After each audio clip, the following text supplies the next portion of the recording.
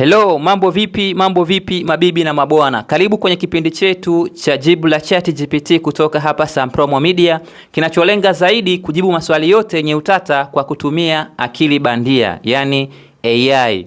Bila kupoteza muda, swali letu la leo namuuliza ChatGPT kuhusiana na mijadala ya kisiasa inayoendelea nchini Tanzania, hasa la kumuunga mkono rais wetu Dr. Samia Suluhu Hassan kutokana na juhudi na mafanikio makubwa aliyoyapata katika utendaji wake kwenye awamu ya 6. Wapo wanaopinga kuhusiana hili. Je, ChatGPT analipi la kusema kuhusiana na hili? Hello ChatGPT, nataka kujua, kumekuwa na mijadala mingi ya kisiasa kwenye nchi yetu ya Tanzania, ikiwemo hili la kumuunga mkono rais wetu Dr. Samia Suluhu Hassan kutokana na mafanikio makubwa ya utendaji kazi wake katika uongozi wake wa awamu ya 6.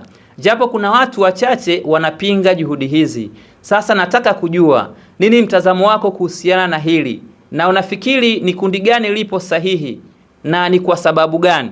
Katika kujibu kwako usitumie lugha chafu. Upo live kwenye kipindi cha Sampromo Media. Naam, karibu sana. Hii ni swali zito na la kimaadili likihusu mtazamo na fikra za watu kuhusu uongozi wa Rais Samia Suluhu Hassan. Kila mtu ana haki ya kuwa na maoni yake na ni kawaida kwa jamii kuonekana na mitazamo tofauti kuhusu uongozi wa kiongozi, hasa kiongozi mkubwa kama rais.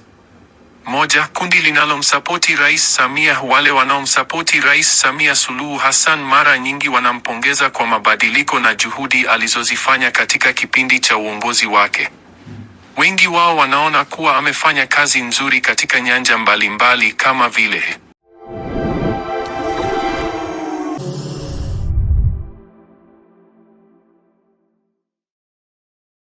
Karibu Sampromo Brand, tukutangazie biashara yako.